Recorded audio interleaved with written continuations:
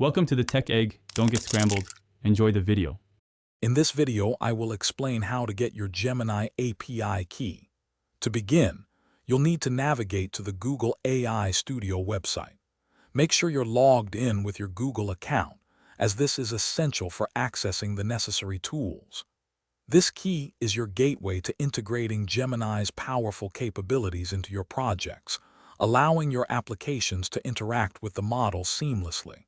It's a straightforward process designed for developers. Once you're in Google AI Studio, look for the prominent Get API Key button. Clicking this will automatically generate a unique API key specifically for your account. It's crucial to treat this key like a password. Never share it publicly or embed it directly into client-side code. This key grants access to your usage, so keeping it confidential is paramount for security and preventing unauthorized access to your Gemini services. After generating your API key, simply copy it to your clipboard. You'll then paste this key into the appropriate configuration section of your application or development environment.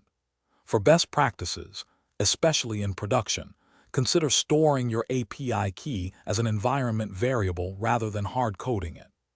This method significantly enhances security, protecting your key from being exposed in your codebase and ensuring safe integration with Gemini. It's important to monitor your API usage regularly to stay within your desired budget and avoid unexpected charges. If you ever suspect your API key has been compromised, regenerate it immediately through the Google AI Studio to maintain security.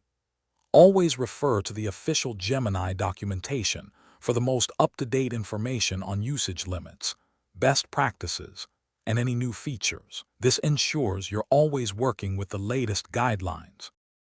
Thanks for watching. Consider subscribing if I helped unscramble your problems.